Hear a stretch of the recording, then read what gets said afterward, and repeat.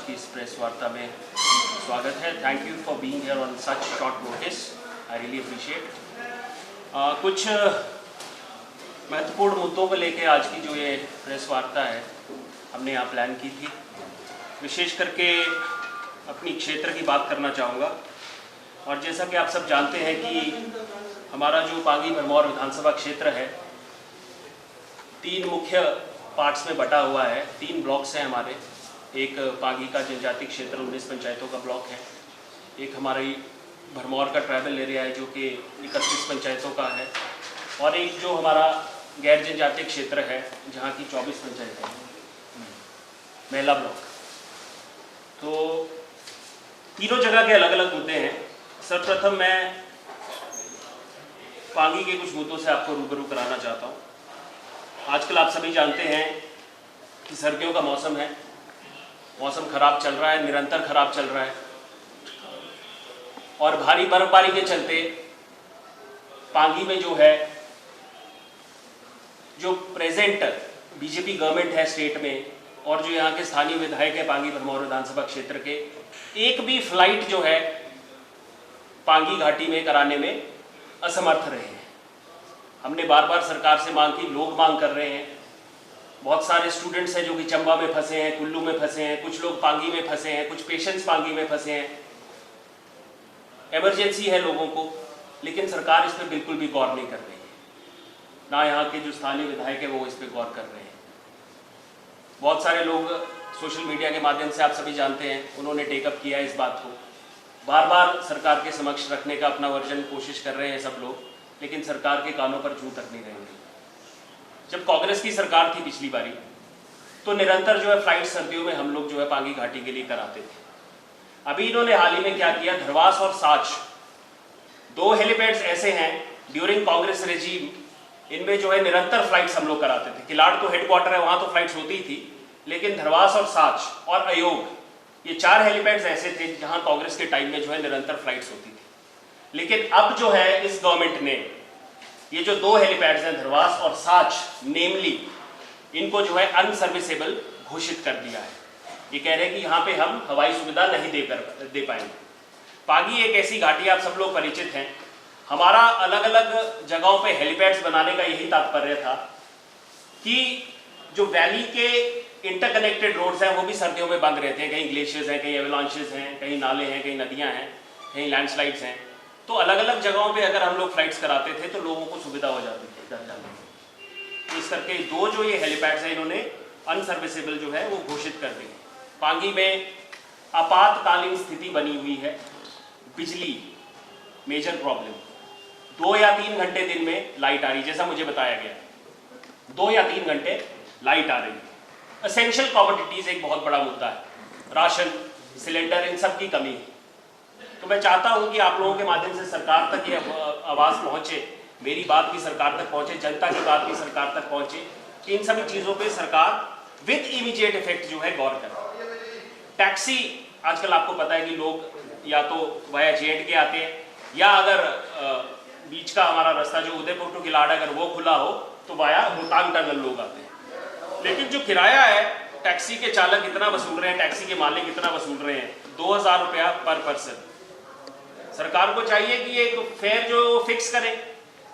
गरीब लोग mostly travel करते हैं टैक्सी से, उनको बहुत मुश्किल हो रही है। हमारे समय में 900-1000 रुपया पर पर्सन किराया होता था, अब सीधे डबल हो चुका है।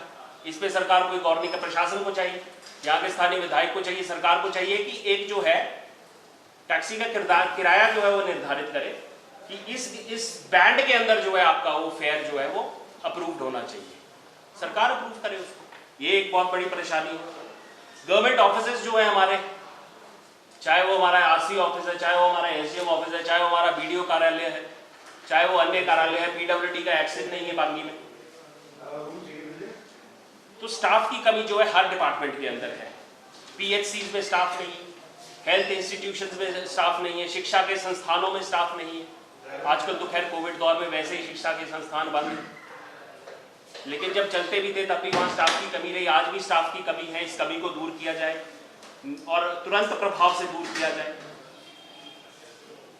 1200 सोलर लाइट्स जो है हिम ऊर्जा के माध्यम से पांगी घाटी के लिए सैंक्शन की गई, बीपीएल परिवारों के लिए सैंक्शन की गई, और 4 महीने तक वो सोलर लाइट्स वहीं हेडक्वार्टर में पड़ी रही, उनको डिस्ट्रीब्यूट नहीं किया गया। अब जब सर्दियों का मौसम आया तो उन्हें डिस्ट्रीब्यूट करने की याद आई है और हैप्पैज़र्डली जो है ये डिस्ट्रीब्यूट कर रहे हैं इन लाइट्स को। और अभी भी जो है जो आपूर्ति है बीपीएल परिवार को इस सोलर लाइट की नहीं हुई है, उपलब्ध नहीं करवा सके सभी परिवारों को जिनको करवानी थी।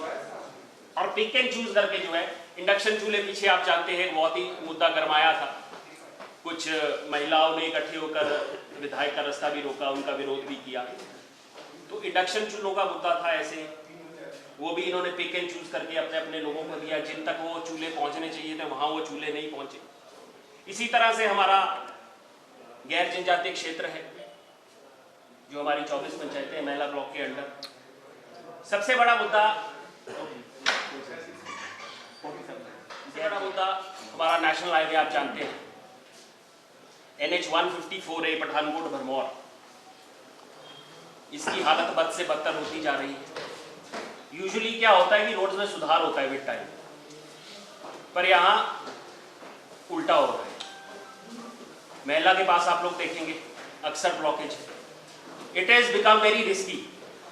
मेजर रिस्क फैक्टर जो है महिला के पास है। मेरे साथ मेरे बड़े भाई भुवनेश कटोच जी महिला के उप प्रधान यहाँ बैठे हैं, महामंत्री हैं हमारे ब्लॉक कांग्रेस के, उमेश जी ये भी महिला से ताल्लुक रखते हैं, ये लोग यहाँ बैठे हैं। विशेष तौर पे इसलिए आए हैं कि इन्होंने भी कई बारी एसडीएम साहब के पास, डीसी साहब के पास, एक्सिन एनएच के पास इस मुद्दे को लेकर के चर्चा की और रिस्क वहाँ निरंतर बना हुआ है। इस पर सरकार कोई गौर नहीं कर रही, इस पर प्रशासन कोई गौर नहीं कर रहा है, इस पर विधायक कोई गौर नहीं कर रहे। क्या किसी की जान वहाँ जाएगी तब सरकार जागेगी?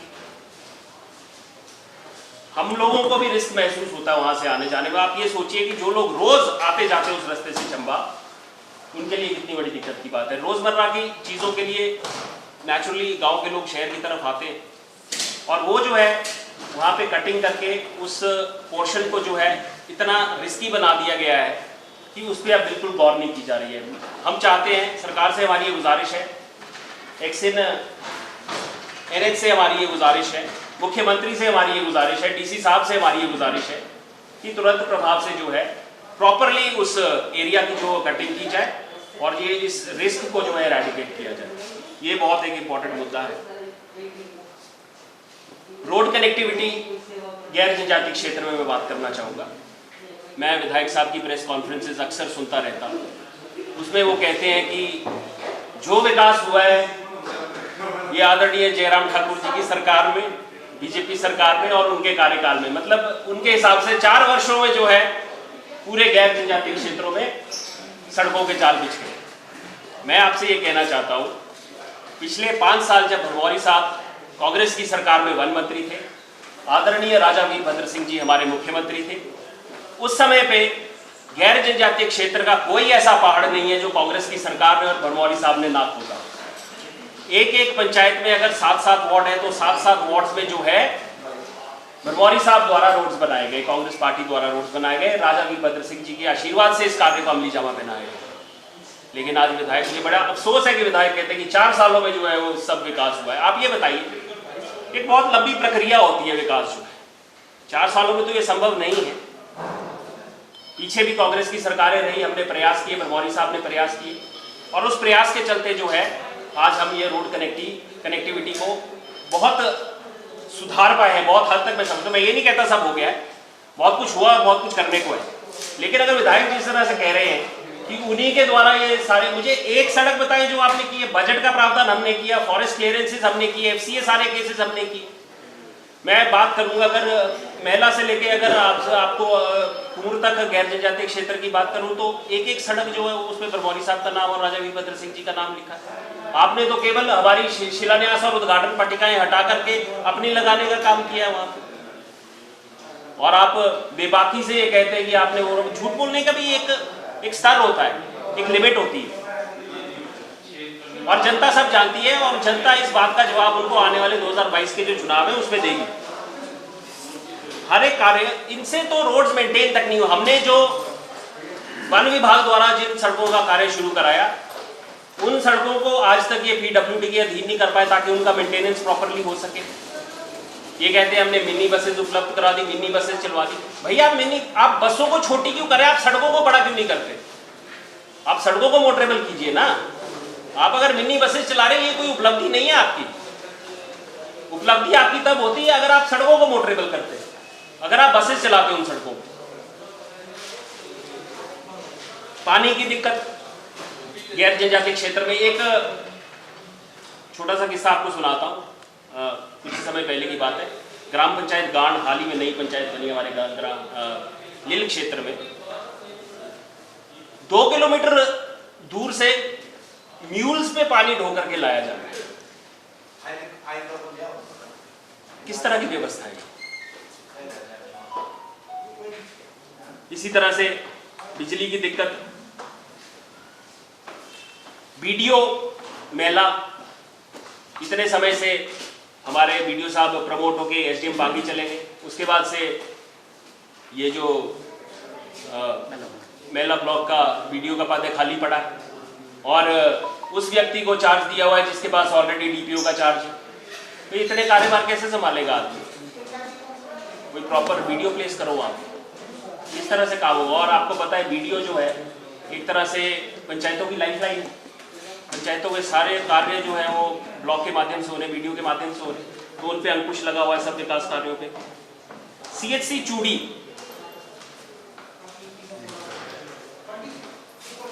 स्टाफ की कमी, स्वास्थ्य उपकरणों की कमी, पैरामेडिकल स्टाफ की कमी। मुझे समझ नहीं आता कब जागेगी ये सरकार, कब जागेंगे हमारे विधायक, कब जागेंगे हमारे मुख्यमंत्री।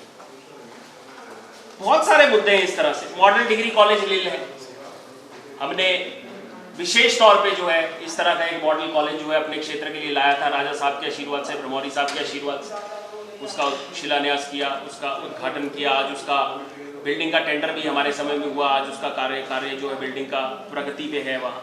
वहाँ पे स्टाफ नहीं। तो कितनी चीजें मैं आपको ऐसी गिनाऊं जहां लैक है सरकार का। मैं चाहूंगा विधायक साहब खुद कांग्रेस के कार्यकाल को और अपने कार्यकाल को कंपेयर करें और फिर वो अपना वक्तव्य दें।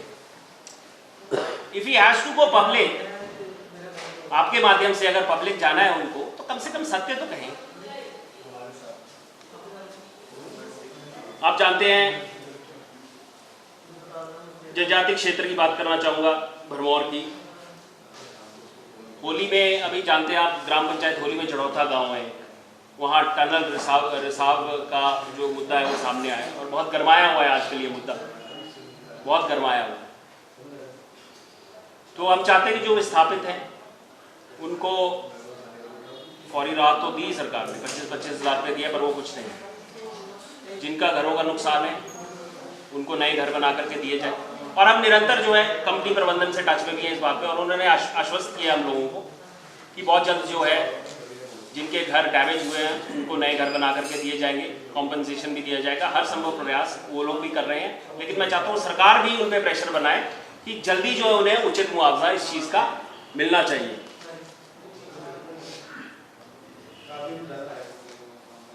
इसके अलावा जिला चंबा की अगर मैं बात करूं, कांग्रेस सरकार की बहुत बड़ी देन जो है चंबा मेडिकल कॉलेज रहा है, राजा साहब की देन। आज ये चंबा मेडिकल कॉलेज या अस्पताल जो है केवल रेफरल हॉस्पिटल बन करके रह गया है। ना यहाँ गायनोकोलॉजिस्ट है, ना यहाँ फोरेंसिक्स है। अब सरकार कह रही है कि हमने सीटी स्कैन यहाँ जो है दे दिया है, एमआरआई भी दिया है। मेरे ख्याल एमआरआई मुझे पता नहीं लगा कि नहीं, पर सीटी स्कैन मैं समझता हूँ कि इंस्टॉल हो गया है। अच्छी बात है, आपने सीटी स्कैन इंस्टॉल तो कर दिया, पर उसको चलाने के लिए कोई ऑपरेटर, कोई रेडियोलॉजिस्ट वो तो डिप्यूट करे कम से कम। आप ऐसे तो पड़े रहेंगे, जंग खाते रहेंगे, क्या फायदा इन चीज़ों का। पीछे आप जानते हैं कि एक बहुत ही काबिल डॉक्टर हमारे डॉक्टर लखनपाल, उन्होंने अपना रेजिग्नेशन दिया और बहुत ही काबिल डॉक्टर मैं समझता हूँ वो रहे हैं और हैं भी। क्या सरकार ने प्रयास किया कि एक बारी भी उनका रेजिग्नेशन जो है वो मतलब उसका रिवोक किया जाए, उनकी सर्विसेज को? कोई प्रयास नहीं किया गया। इसके अलावा मैं समझता हूँ पूरे डिस्ट्रिक्ट में सड़कों का एक बहुत बड़ा मुद्दा है, कनेक्टिविटी प्रॉब्लम, हर जगह सड़कों की हालत, पूरे जिले में क्या पूरे प्रदेश में यही हालात है सड़क। और आप सभी जानते हैं कि पीछे विधानसभा के 3 उपचुनाव थे, एक लोकसभा का उपचुनाव था, उसमें पब्लिक द्वारा जो है भाजपा की जन विरोधी नीतियों के चलते मैंडेट जो है कांग्रेस के पक्ष में दिया गया है। 4 की 4 सीटें जो है इस बाई इलेक्शन में कांग्रेस पार्टी ने जीती है, बहुत बड़ी बात है। और निकट भविष्य के लिए ये संदेश है कि आने वाले 2022 के जो चुनाव है हिमाचल प्रदेश के अंदर निश्चित तौर से कांग्रेस की सरकार जो है यहाँ स्थापित होगी और निरंतर जो है दोबारा से जो विकास की गति जो है वो धीमी पड़ी हुई है हिमाचल प्रदेश के अंदर, कांग्रेस पार्टी उस विकास की गति को दोबारा हम लोग उसको गति प्रदान करें। इसके अलावा एक, क्योंकि मैं खुद एक भेड़ बकरी पालक हूँ, एक भेड़ बकरी पालक परिवार से हूँ, भेड़ बकरियों से जुड़ा हुआ मुद्दा है। आजकल आप सभी जानते हैं कि हमारे फ्लॉक्स जो हैं सर्दियों में माइग्रेट करते हैं to the lower hills, Kangra जिला में है, ऊना जिला में है, बिलासपुर जिला में है। बीमारियां भेड़ बकरियों को लग रही हैं, ना डॉक्टर्स की टीम उन भेड़ बकरियों के to take care of them, ना कोई डॉक्टर्स की टीम है, ना उन्हें मेडिसिन उपलब्ध करवाई जा रही है। और चोरी डकैती, लॉ एंड ऑर्डर की बहुत प्रॉब्लम है, भेड़ बकरियां उनकी चुराई जा रही हैं, कोई एक्सीडेंट्स में मर रही हैं भेड़ बकरियां, ना उन्हें उचित मुआवजा मिल रहा है, ना कोई लॉ एंड ऑर्डर अगर सिचुएशन कोई बनती है उस पर कोई चेक नहीं। हमारे समय में समय पर डॉक्टर्स की टीम्स जो है वहाँ जाया करती थी, उनके डेरों पे जाया करती थी, उनको दवाइयाँ भी देते थे, टीकाकरण भी होता था, सब कुछ होता था। तो ये इस तरह की जो है एक बहुत बड़ी दिक्कत जो है, उनके अब चरागाह खत्म कर दिए सरकार, फॉरेस्ट डिपार्टमेंट ने, जहाँ लैंटेना एराडिकेशन के नाम पे वो लोग इस तरह से, कांग्रेस के समय में हम लोग इनको समय पे रेनकोट्स उपलब्ध करवाते थे, टेंट उपलब्ध करवाते थे, इनको सर्च लाइट्स, बूट्स, जो भी मतलब इनकी ज़रूरत की चीज़ें थी वो सब उपलब्ध करवाया जाता था। लेकिन सरकार घटोत्कच की नींद सोई, मुझे समझ नहीं आ रही कब जाएगी। तो ये कुछ विशेष तौर पे मुद्दे थे जिनको लेकर के आपसे चर्चा करनी थी। महंगाई, बेरोजगारी, ये तो नेशनल मुद्दे हैं ही हैं। आप सभी जानते हैं कि बेरोजगारी आज चरम सीमा पे है। महंगाई आप जिस तरह से देखेंगे, पेट्रोल, डीजल, गैस सिलेंडर, खाने का तेल, दालें, राशन, तो इसी बात का जो है जवाब जो है जनता द्वारा इन्हें दे दिया गया है इन बाई इलेक्शन में। 4-0 कांग्रेस को मैंडेट मिला है, ये बहुत बड़ी बात है। और भविष्य में भी मैं आपको आश्वस्त करता हूं कि कांग्रेस पार्टी की सरकार हिमाचल प्रदेश के अंदर हम लोग बनाएंगे और चंबा जिला के अंदर भी 5 की 5 सीटें जो है वो कांग्रेस की झोली में डालेंगे और निश्चित तौर पे जो है कांग्रेस पार्टी की सरकार हिमाचल प्रदेश के अंदर बनेगी। इसके अलावा कुछ आपकी तरफ से है तो I am open to all your questions. Pangi की आपने समस्या है कि ना एक जुआ सर्दियों में कट जाता है हेलीकॉप्टर से, एक बहुत ही पुरानी मांग है उनकी चेहनी पास जी। इतने सालों तक कांग्रेस समर्थित या कांग्रेस के वहाँ विधायक रहे जी, वो मांग आज तक पूरी क्यों नहीं हो पाई? जी ऐसा है, प्रयास के बिना जो है किसी भी काम को जो है अमली जामा नहीं पहनाया जाता। रोहतांग टनल का आपको उदाहरण देना चाहता हूँ। ये 1950 के दशक का जो है ये एक ड्रीम प्रोजेक्ट था और मटेरियलाइज कब हुआ? लगभग 2020 में आकर के। 70 वर्ष इस टनल को मतलब एक तरह से ऑफिशियली शिलान्यास हो सकता है उसका और टारगेट कुछ एक स्पेसिफिक समय सीमा में जो उसका काम पूरा हुआ हो, लेकिन ये जो इसकी शुरुआत हुई ये बहुत साल पहले हुई। तो इसी तरह से मैं समझता हूँ कोई भी काम और इतना बड़ा काम उसमें समय लगता है। चैनी पास जो है हमने निरंतर प्रयास किया है, भरमौरी साहब ने निरंतर प्रयास किया, राजा वीरभद्र सिंह जी ने निरंतर प्रयास किया, रानी प्रतिभा सिंह हमारी सांसद रही हैं, उन्होंने निरंतर प्रयास किया है, लेकिन it takes time to materialise. समाओ राजा साहब ने जो है 30 लाख रुपए एक बार पिछली सरकार में इसके सर्वे के लिए भी दिया था, सर्वे हुआ भी, लेकिन अब ये है सारा ये केंद्र सरकार के अधीन। तो जब तक केंद्र सरकार इसकी स्वीकृति नहीं देगी तब तक जो है इसका मटेरियलाइज हो पाना मुश्किल है। लेकिन प्रयासरत हम लोग रहेंगे, लोग भी प्रयासरत हैं, लीडर्स भी। ऐसा नहीं है कि पॉलिटिकल विल नहीं, पॉलिटिकल विल भी है, लेकिन इट टेक्स टाइम, तो समय ज़रूर लगेगा इसमें, पर हम लोग प्रयासरत रहेंगे। अमित जी, जैसे आपने बताया कि स्थानीय विधायक वहाँ के भरमौर के नाकाम रहे हैं, वो झूठे दावे कर रहे हैं या वायदे कर रहे हैं, तो उसको लेकर अब आगामी समय में कांग्रेस क्या करने जा रही है? आप देखिए ना, जनता जानती है सर, जनता ने जवाब दे दिया है। 5257 वोटों की लीड भरमौर विधानसभा क्षेत्र में मंडी लोकसभा के उपचुनाव में गई है। इससे बड़ा जवाब क्या देंगे आप उनको? उनका झूठी है ना ये, कहीं ना कहीं जनता को समझ में आ रहा है। जनता को पता है कौन पार्टी, किस पार्टी ने उनका जो है विकास किया है और किस लीडर ने उनका विकास किया है। उस लीडर और उस पार्टी को मैंडेट दिया है जनता ने। It is very clear, the indication is very clear. चुनावों से पहले सब स्टेशन विद्युत का भरमौर में खोला गया, दावा किया गया था कि अब बिजली कट नहीं लगेंगे। हाल ही में जो बर्फबारी हुई है, दर्जनों पंचायतें अंधेरे में रही है, इस बारे में क्या?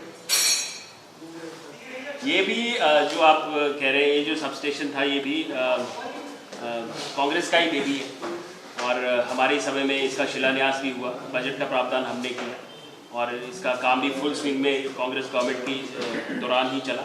लेकिन उसके ऑपरेशनल होने के बाद मुझे लगता है कि बिजली की समस्या जो है ख़त्म हो जानी चाहिए थी, लेकिन ऐसा कर नहीं पा रहे। मुझे समझ नहीं आ रहा है, टेक्निकली हो सकता है कुछ हो, बाकी इस बारे में ज़्यादा जानकारी मुझे है नहीं, लेकिन हो सकता है कोई टेक्निकल प्रॉब्लम हो, क्योंकि अब तो ऑपरेशनल है, मुझे दिक्कत इस तरह की कोई आनी चाहिए नहीं। एक सवाल आ रहा है लोगों की तरफ से कि जो ओल्ड पेंशन है जी, उस पर आपका क्या होगा? ओल्ड पेंशन स्कीम बिल्कुल बहाल करनी चाहिए, क्यों नहीं करनी चाहिए? तो क्या कांग्रेस आएगी तो ओल्ड पेंशन बहाल होगी? बिल्कुल बिल्कुल, हाँ बिल्कुल। हमारे नेता प्रतिपक्ष भी, उन्होंने भी ये कहा है कि जैसे ही कांग्रेस की सरकार आती है इसे बहाल किया जाएगा, क्यों नहीं, और होनी भी चाहिए।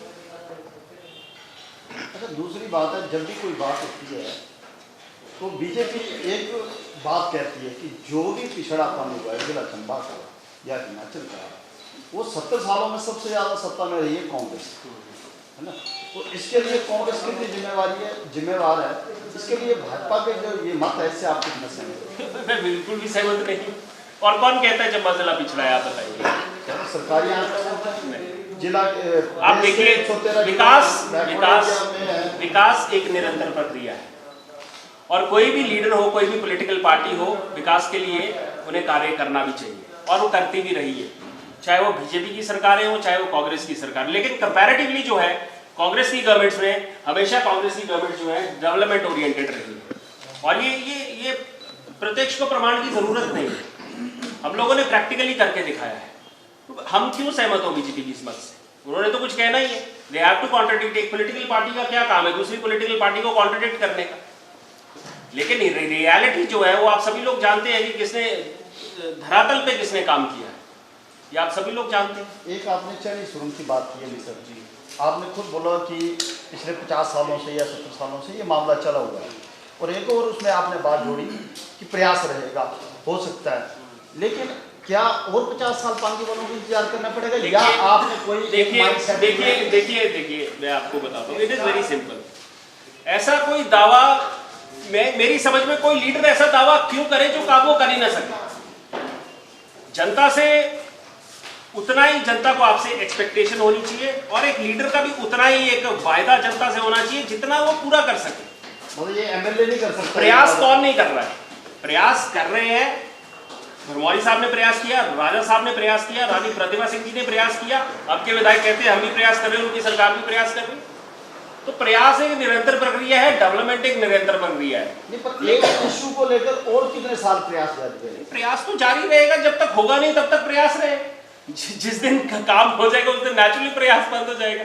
तो प्रयास जब तक करेंगे नहीं तब तक अपनी मंजिल को पाएंगे कैसे?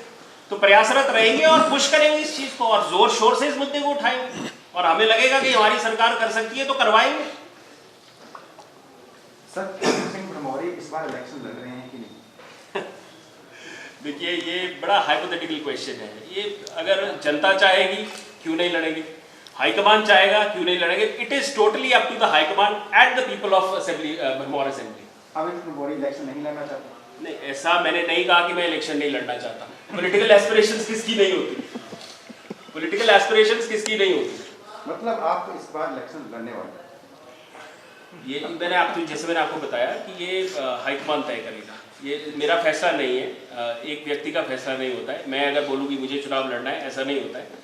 ये एक प्रक्रिया होती है, एक पैनल जाता है ऊपर हाईकमान के पास, वो लोग तय करते हैं। अगर वो समझेंगे कि मुझ में काबिलियत है तो ज़रूर लड़ेंगे। और जनता, ये सबसे बड़ी बात है, जनता, अगर भरमौर की जनता ये चाहेगी तो क्यों नहीं।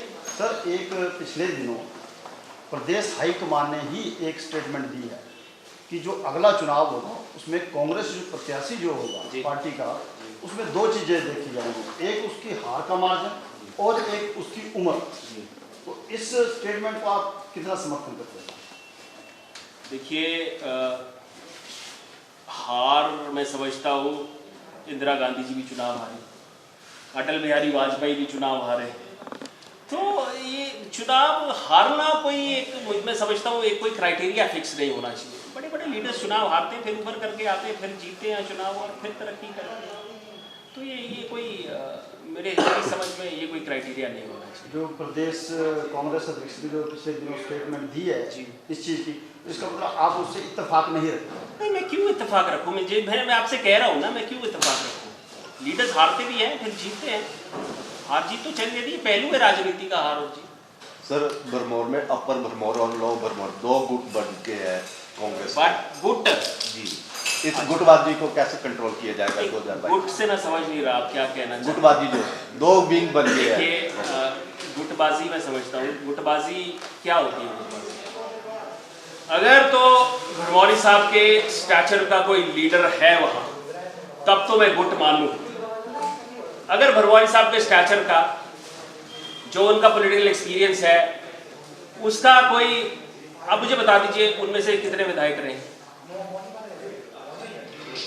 या आप मुझे ये बता दीजिए उनमें से कितने कोई बहुत बड़े पद पे लिए रहे हैं जो भरमौरी साहब के स्टैचर को एटलीस्ट और उनके कार्यशैली को मैच कर सके ना। तो ऐसा कुछ नहीं होता है। हम प्रयास करेंगे, हमने पहले भी प्रयास किया है सबको साथ लेकर के चलने का, आगे भी प्रयास करते रहें। और कांग्रेस एक परिवार है और परिवार में मनमुटाव चलते हैं, हम लोग कोशिश करेंगे, मानेंगे ठीक है, नहीं मानेंगे तो उनकी मर्जी। अब किसी पे अपना, हम लोग जो अपना डिसीजन किसी पे थोप नहीं सकते हैं, है ना। Everybody has a free will. तो ठीक है, समय आएगा तो सबको इकट्ठा करके साथ चलने की कोशिश करेंगे, लेकिन गुटबाजी मैं समझता हूँ ऐसा नहीं है। सर, लास्ट वन, कोविड का दौर चल रहा है, अभी जो ओमिक्रॉन नया महामारी का दौर चल पड़ा है, इसको लेकर सरकार के इंतजामों से आप कितना संतुष्ट हैं? देखिए, ओमिक्रॉन जो है, it is highly contagious but the symptoms are mild. तो सरकार को जो करना है वो कर रही है, विपक्ष को जो करना है विपक्ष भी कर रहा है, तो दोनों मिलकर प्रयास करेंगे तो we will overcome. Death ratio बढ़ गई है, पॉजिटिव केस आना बढ़ गए हैं, जो इंतजाम है, रात को कोरोना कर्फ्यू लगाया गया है, क्या उससे संतुष्ट है? देखिए, खुद हमको रिस्पॉन्सिबल होना पड़ेगा। सरकार कितना करेगी आप लोगों की, या विपक्ष कितना करेगा आप लोगों की? किसी के सहारे हम लोगों को नहीं रहना है, हमको आत्मनिर्भर बनना है। हम लोगों को खुद अपना ख्याल रखना है, हम लोगों को खुद अपने परिवार का ख्याल रखना है। जो गवर्नमेंट की कोविड प्रोटोकॉल है वो लोग अब फॉलो, अगर हम लोग फॉलो करें तो निश्चित रूप से हम बच सकते हैं। सर, आपने बड़ी अच्छी बात कही कि जो गवर्नमेंट के प्रोटोकॉल है वो हमें फॉलो करना चाहिए। पिछले कल धर्मशाला में एक सरकारी कार्यक्रम हुआ जिसकी आज सारी फोटो भी छपी हुई हैं सारे मीडिया में। उसमें प्रदेश के जो प्रोटोकॉल जारी करते हैं प्रदेश की जनता को, वो सारे लोग बिना मास्क के, उस पर क्या आपकी प्रतिक्रिया? नहीं, देखिए,